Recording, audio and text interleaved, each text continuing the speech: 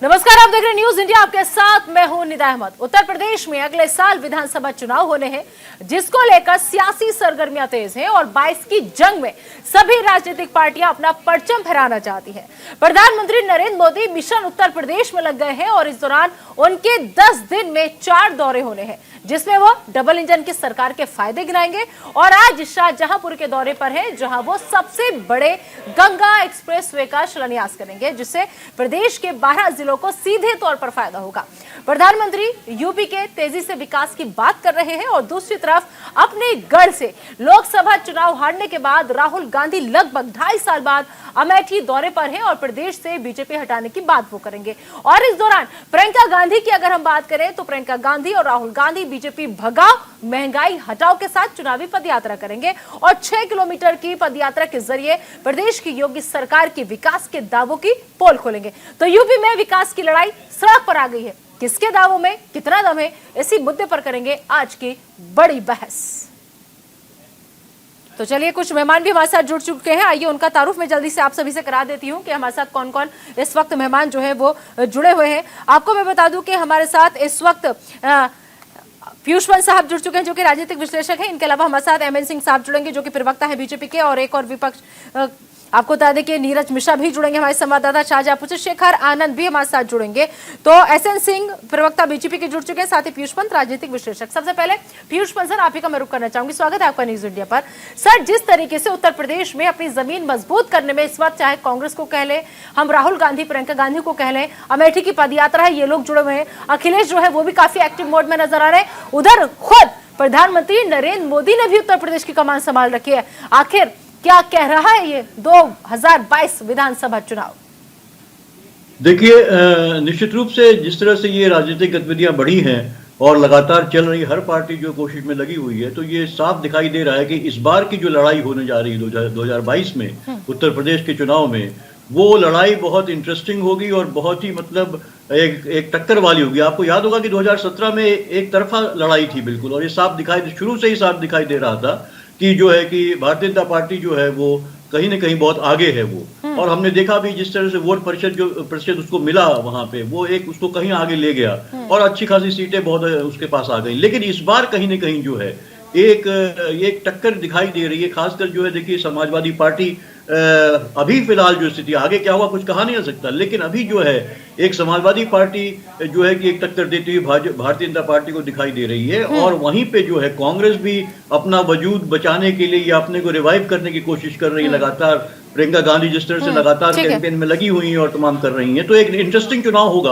और बहुत ही सबके लिए, हमारे आपके लिए, पत्रकारों के लिए, राजनीतिक विश्लेषकों के लिए और आम मतदाता के लिए भी ये बहुत इंटरेस्टिंग होगा। क्योंकि एक देखिए कहीं ना कहीं एक आक्रोश जो जनता के अंदर है, उसके वजह से मुझे लगता है कहीं ना कहीं जो है इस तरह का जो है एक फिलिप जिसको हम कहते हैं, वो ये विपक्षी दलों को मिला हुआ है। बिल्कुल। एसएन सिंह साहब बीजेपी की तरफ से हमारे साथ जुड़े हुए। एसएन सिंह साहब, स्वागत है आपका न्यूज इंडिया पर।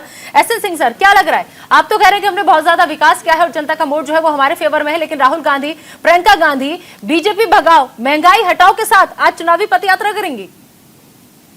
देखिए, 2.5 साल में राहुल जी कभी उत्तर प्रदेश का दौरा नहीं किए, खास करके अपने पुराने लोकसभा में कभी गए नहीं जब से हार हो गई थी।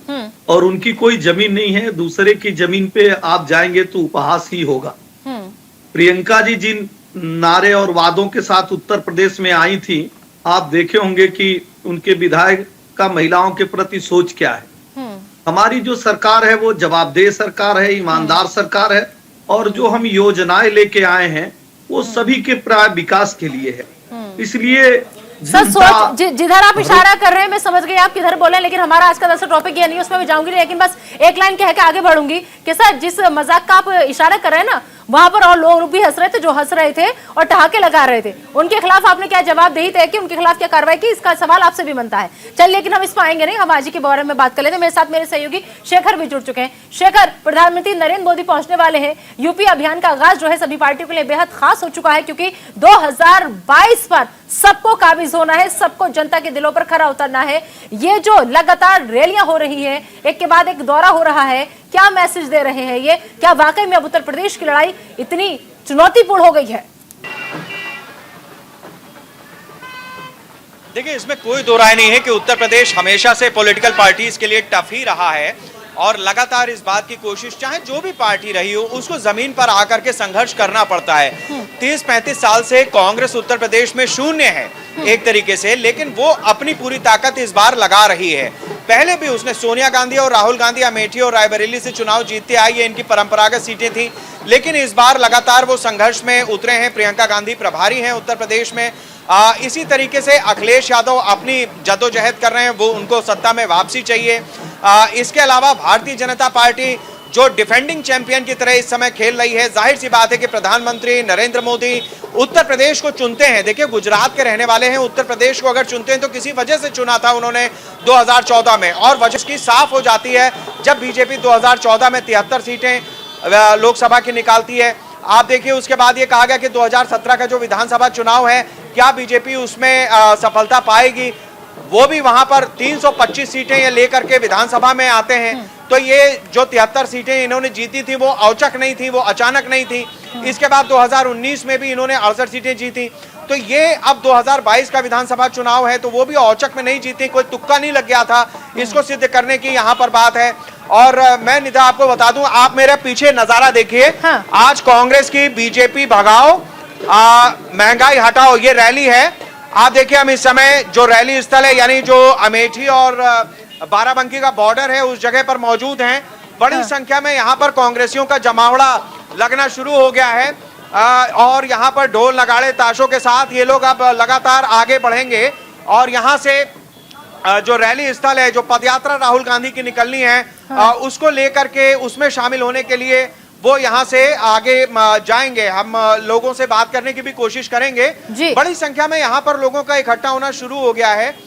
ये बताता है कि कहीं ना कहीं जो कांग्रेस का लूप है, जो कांग्रेस के कार्यकर्ता हैं, वो लगातार उत्साह में है। कांग्रेस एक बार फिर से पुनर्जीवित होने की कोशिश कर रही है। ये बाराबंकी जो विधानसभा क्षेत्र है, मैं आपको बता दूं, ये पीएल पूनिया का क्षेत्र होता है और तनुज पूनिया, उनके जो बेटे हैं, वो यहाँ से अब कंटेंडेंट हैं। वो लगातार लोकसभा का भी चुनाव लड़े, वो विधानसभा का भी चुनाव लड़े। हालांकि जीते नहीं, लेकिन अपनी तरह से वो कोशिश में लगातार लगे। ठीक है शेखर, आएंगे आपके पास। हमारे साथ नीरज भी जुड़ चुके हैं। इसके बाद फिर हम मेहमानों का रुख करेंगे। पीयूष बंसल और एसएन सिंह साहब लगातार हमारे साथ जुड़े हुए हैं।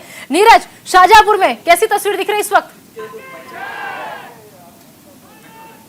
जी देखिए, शाहजहांपुर में जो तस्वीर है वो बहुत ज्यादा अगर कहा जाए तो यहाँ पर पूरा मोदीमय हो गया है। तमाम कार्यकर्ता सड़कों पर जुलूस के रूप में जा रहे हैं। आप देखिए, मैं दिखाना चाहूंगा, देखिए कितने कार्यकर्ता इस तरह लगातार सड़कों पर हैं, क्योंकि आज एक विकास का मॉडल जो कि पिछले काफी समय से शाहजहांपुर में लोग इंतजार कर रहे थे कि आखिर कब यहाँ से शुरुआत होगी।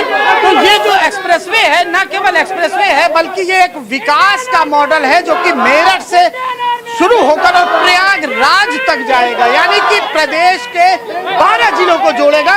ये जोश है यहाँ पर जो कार्यकर्ता हैं, जो लोग हैं जो इस रैली में शामिल होने आए हैं। देखिए, तमाम लोग यहाँ पर और ऐसे लाखों लोग यहाँ पर इस समय इस रैली में मौजूद होने वाले हैं। तमाम भीड़ पीछे से आ रही है, यानी कहा जाए कि आज शाहजहांपुर में सब कुछ अगर कहा जाए तो भाजपा में इस समय यहाँ पर दिख रहा है। तमाम लोगों की भीड़ है और खुशी इस बात की है कि प्रधानमंत्री यहाँ से इतनी बड़ी परियोजना का जो शिलान्यास कर रहे हैं, उसको लेकर लोगों में काफी खुशी। बिल्कुल ठीक है नीरज, आप भी हमारे साथ बने रहिए। लगातार शेखर भी हमारे साथ बने हुए हैं। ग्राउंड जीरो से भी हम हर अपडेट अपने दर्शकों तक पहुंचा देंगे, लेकिन मेहमानों का रुख करते हैं। हमारे साथ पीयूष सर, मैं आप भी का रुख करना चाहूंगी। राजनीतिक विश्लेषक हैं आप, आपको क्या लग रहा है? दावे लगातार हर पार्टी की तरफ से किए जा रहे हैं, आखिर किसके दावे में कितना दम नजर आ रहा है? देखिए, दावे निश्चित रूप से हर पार्टी करती है और आज की बात नहीं है। हर चुनाव के पहले दावे बड़े बड़े किए जाते हैं और ये तो मतदाता जानता है कि कौन सी पार्टी उसमें खरी उतरी है या नहीं उतरी है। और मतदाता देख रहा है कि लगातार हर पार्टी लगभग जो है वो दावे तो बहुत बहुत करती है, वादे बड़े बड़े करती है, लेकिन हकीकत में वो जो है उनका जो है इम्प्लीमेंटेशन होता नहीं है। आज जनता देखिए महंगाई की मार खा रही है, जबकि महंगाई की से आपको याद होगा पहले जब भाजपा आई थी तो बहुत बड़ी महंगाई की मार, अब की बार भाजपा सरकार का ये नारा दिया गया था, नौकरियों के वादे किए गए थे, किसी ने कोई नहीं कुछ पूरा हो रहा है। जनता जो है कि अब इसलिए त्रस्त है जनता, और जनता जानती है कि वादे पूरे नहीं होते हैं। मुझे लगता है इसीलिए देखिए आप लगातार जब एक विश्वास है जो राजनीतिक पार्टियों का, वो लगातार कमजोर होता चला जा रहा है जनता के बीच में, मतदाताओं के बीच में, क्योंकि उनको लगता है कि ये तो हमें बड़े बड़े वादे करते हैं लेकिन कोई इसका वादे पूरे नहीं होते हैं, तो इनकी इसका औचित्य क्या है। बिल्कुल पीयूष सर, आपने बहुत अच्छी बात की। एसएन सिंह साहब का मैं रुक करूंगी, उसके बाद शेखर आनंद के पास हम जाएंगे, वहां पर काफी लोग उनके साथ मौजूद है। शेखर, आती हूँ आपके पास। एसएन सिंह साहब, एक छोटा सा जवाब, क्या वाकई में विश्वास की कमी आ रही है? क्योंकि विकास की लड़ाई जो सड़कों पर आकर बतानी पड़ रही कि हमने कितना विकास किया। बिल्कुल नहीं, थोड़ा सा निदा जी समय दे दीजिए। पिछली बार भी आपने समय नहीं दिया और सुन लीजिए।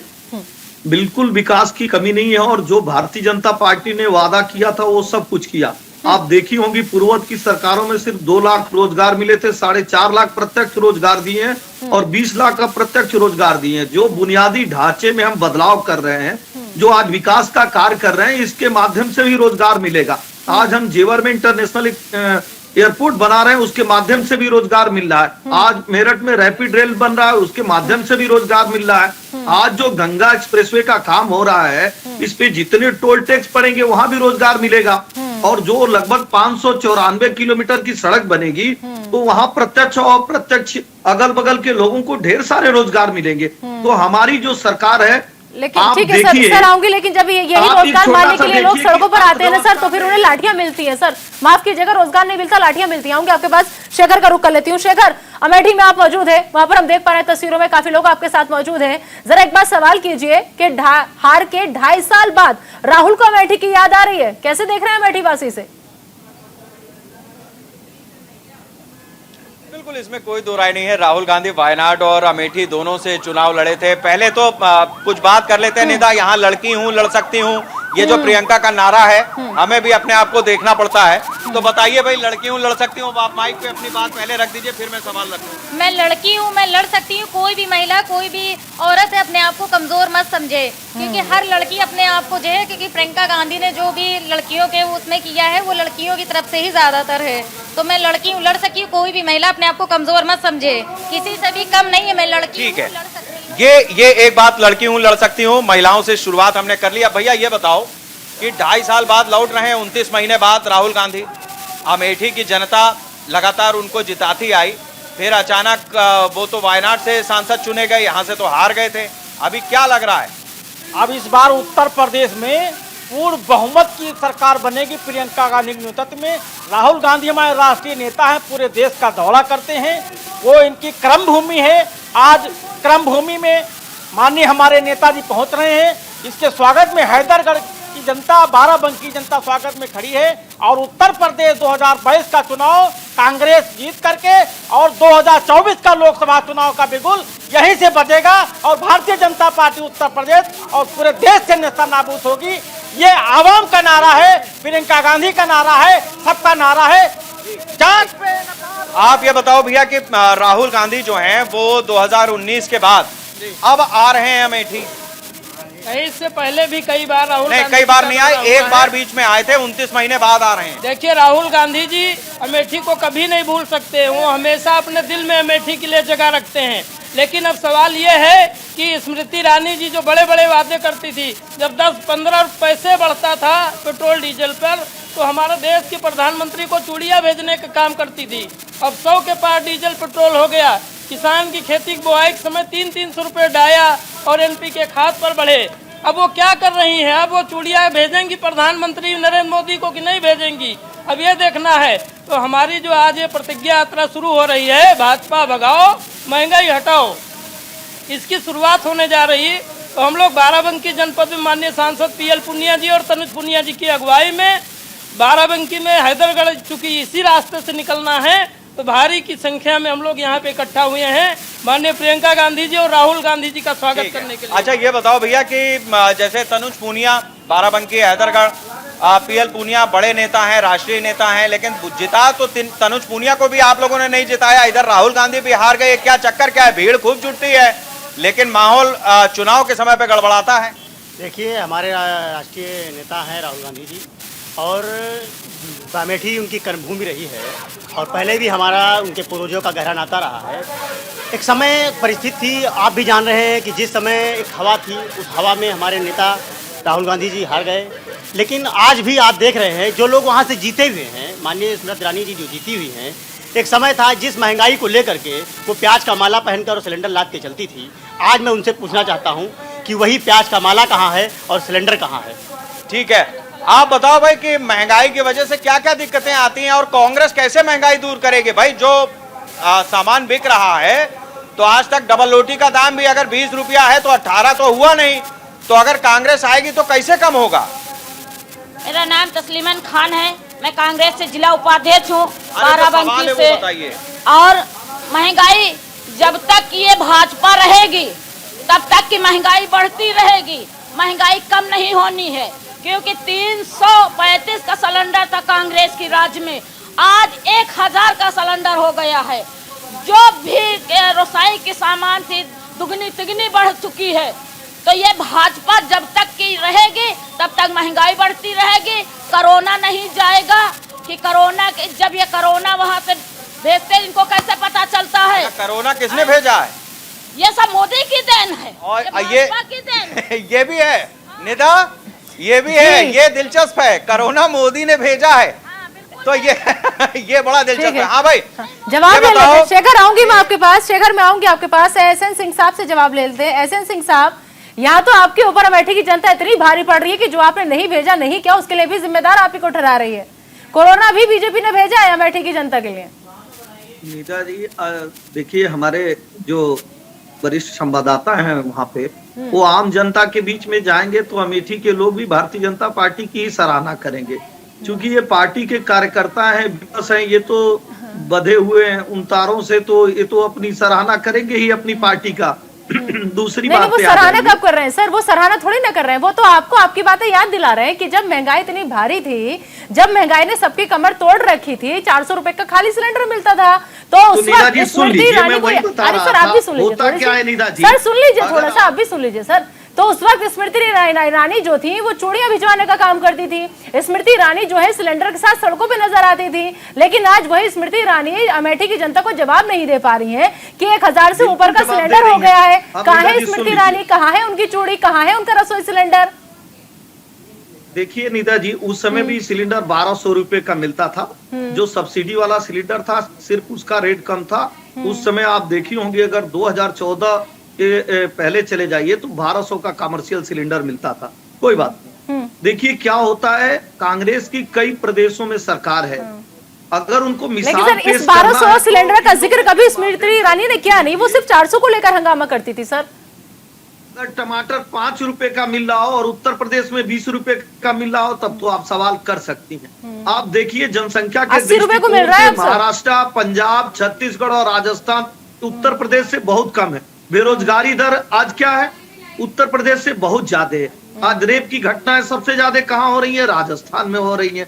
आज लाठियां कहाँ बरस रही है? पंजाब में बरस रही है। आप कोई एक चीज करके उसका मिसाल पेश करेंगी, मैं फला जगह इतना अच्छा काम कर दी हूँ, वही सेम चीज मैं उत्तर प्रदेश में लागू करूँ। लेकिन अगर आप कहीं होता उत्तर प्रदेश में भी है सर, होता उत्तर प्रदेश में भी है। ज्यादा दूर नहीं जाऊंगी, सिर्फ हाथरस तो अभी की घटना याद होगी ना आपको, उन्नाव की घटना तो आपको याद होगी। लेकिन कुछ मामले उछलने के बावजूद भी सुर्खियां नहीं बटोर पाते क्योंकि ऊपर से संरक्षण हासिल होता है। सर मुंह मत खुलवाइए, ठीक है। चलिए आएंगे आपके पास। पीयूष पंसार, जिस तरीके से लड़ाई जो है अब वो अब सड़कों पर आ गई है, तमाम पार्टियां अपने अपने अलग दावे कर रही हैं। अखिलेश अपने आप को रहनुमा बता रहा है उत्तर प्रदेश की जनता का, बीजेपी अपने आप को ये कह रही है कि हम ही सिर्फ आपके लिए ऑप्शन है। इसके अलावा कांग्रेस जो है वो एक अपनी लड़ाई लड़ती नजर आ रही है। लेकिन कहीं ना कहीं इस बीच आपको लग रहा है कि 2022 विधानसभा चुनाव जो है वो असल मुद्दों पर लड़ा जा रहा है, या फिर अभी भी सिर्फ जिन्ना, पाकिस्तान, हिंदू, मुस्लिम, इसके अलावा चौथा कोई ऑप्शन ही नहीं है किसी के पास? कोई अपने विकास के लिए क्या क्या है उत्तर प्रदेश की जनता के लिए नहीं बता पा रहा है। सिर्फ इन्हीं चीजों में धर्म की राजनीति में उलझा कर रखा हुआ है अभी भी। देखिए बिल्कुल यही आप जो कह रही हैं बिल्कुल सही कह रही हैं। देखिए यही है, इसीलिए देखिए चूंकि अपने वादे पूरे नहीं कर पाते हैं ये लोग, इसीलिए जो है इस तरह की राजनीति करते हैं जहां पे आप इतिहास के गड़े मुर्दे उखाड़ के ले आते हैं। जो अब आज आपको आगे बढ़ना है, देश को आगे ले जाना है, न कि इतिहास में क्या हुआ आप उसको एक फोरफ्रंट में ले आते हैं और उस पर जो है बहस करते हैं। और उसी पे आप चाहते हैं कि मतदाता अपना मत दे उसमें। असली मुद्दा देखिए बेरोजगारी का है, असली मुद्दा जो है कि महंगाई का है। ये कोई नहीं इन मुद्दों को पकड़ रहा है। बेरोजगारी बहुत बड़ा मुद्दा है। पेंडेमिक में जो हमारी देखिए स्वास्थ्य सेवाओं की जो हालात थे और अभी एक खतरा बना हुआ है, इस पे कोई पार्टी अपना कोई कैंपेन नहीं कर रही है इस पे। और न तो भाजपा, न तो समाजवादी पार्टी, न तो कांग्रेस, कोई नहीं कर रहा है कि हमारे जो इंफ्रास्ट्रक्चर है क्या इस लायक है कि अगर अभी जो ओमिक्रॉन का खतरा है वो तो और तेज गति से होगा। तो जिससे भरभरा गई थी हमारी स्वास्थ्य सेवाएं, क्या अभी हम उसके लिए तैयार हैं? सारा फोकस वहां होना चाहिए। अरे नहीं सर, कहाँ भरभराई थी? पीयूष पंत सर, आप क्या बात कर रहे हैं? कहाँ स्वास्थ्य सेवाएं जो है वो चरमराई थी? को याद होगा शायद एसएन सिंह साहब को, मैं फिर कुछ कहूंगी तो बुरा लग जाएगा। कहाँ चरमराई थी सर? ऑक्सीजन की कमी भी नहीं थी, कोई मौत भी नहीं हुई थी। और ये बात खुद उत्तर प्रदेश सरकार की तरफ से सदन के अंदर कही गई है सर कि कोई भी मौत नहीं हुई ऑक्सीजन की कमी से। तो कैसे आप कह रहे हैं कि स्वास्थ्य सेवाओं में कमी थी? कोई कमी नहीं थी सर, ऑक्सीजन से किसी की मौत नहीं हुई थी। नहीं कहा गया है निदा जी, नहीं सर, ठीक है, से नहीं कहा गया, वो राजस्थान से नहीं कहा गया, वो छत्तीसगढ़ से नहीं कहा गया था, पंजाब से नहीं कहा गया था, सिर्फ उत्तर प्रदेश से कहा गया था। अरे जब उत्तर प्रदेश ने तो कहा सर, उत्तर प्रदेश ने तो कहा कि ऑक्सीजन से कोई मौत नहीं। उत्तर प्रदेश भूल गया कि कैसे गंगा में लाशें बह रही थी सर। उत्तर प्रदेश भूल गया कि कैसे आगरा में एक पत्नी की तस्वीर वायरल हुई थी कि उसने आखिरी दम तक कोशिश की सर कि कैसे भी चाहे अपने मुंह के जरिए अपने पति को मैं ऑक्सीजन दे पाऊं, लेकिन अस्पताल में उसे ऑक्सीजन सिलेंडर नहीं मिला था सर। सारी तस्वीरें देखी थी हमने, बावजूद इसके कह दिया जाता है एसएन सिंह सर, दरअसल गलती आपकी नहीं है सर, इसमें गलती आपकी नहीं है सर, इसमें गलती आपकी नहीं है। मैं समझ सकती हूँ आपकी मजबूरी, आपकी मजबूरी समझ सकती हूँ, इसमें आपकी गलती नहीं है। क्योंकि जब केंद्र सरकार खुद खड़े होकर ये कह देती है कि ऑक्सीजन से किसी की कमी नहीं हुई, तो राज्य सरकार कैसे कबूल कर लेगी कि ऑक्सीजन की कमी की वजह से मौत हुई है?